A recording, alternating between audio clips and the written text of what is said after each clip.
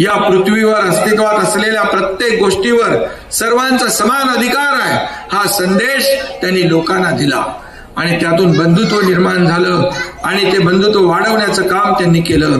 आणि म्हणून रविदासांच्या उपदेशामुळे, या ठिकाणी त्यांच्या काव्यामुळे पंजाब, उत्तर प्रदेश, राजस्थान, महाराष्ट्र आणि मध्य प्रदेश या प्रदेशामध्ये गुरु म्हणून कायमचा प्रभाव त्यांचा राहिला. असे हे संत रविदास महाराज आहेत. त्यांना मी पुन्हा एकदा वंदन करतो आणि त्यांना आपल्या सगळ्यांना शुभेच्छा देतो. त्यांनी रचलेल्या अनेक काव्यामधून समाज प्रबोधनाचं काम झालं. संत रविदासांचे संदेश अत्यंत सोपे पण तितकेच प्रभावी होते.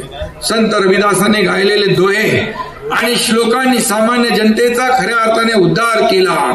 त्यांनी संत कबीराप्रमाणेच कर्माला महत्व दिलं आणि ते जात आणि पंथापासून दूर राहिले आणि लोकांनाही त्यांनी तेच शिकवलं. जात धर्म पंथ यापेक्षा माणुसकी सर्वश्रेष्ठ आहे.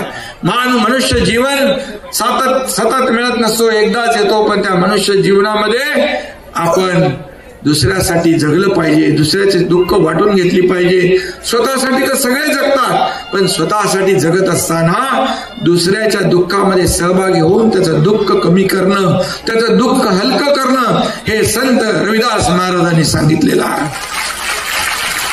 आणि म्हणून संत रविदासच्या शिक्षणामुळे समाजातील, त्यांच्या शिकवणीमुळे समाजातील अनेक अडचणी दूर झाल्या, अनेकांना आत्मसन्मान मिळाला.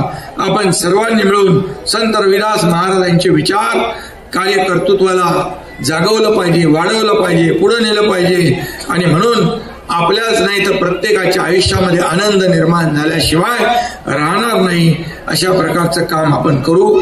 त्यामुळे खऱ्या अर्थाने असं आपण केलं, सहानुभूतीपूर्ण, परोपकारी आणि समानतेवर आधारित समाज निर्माण करण्यासाठी त्यांनी प्रयत्न केले.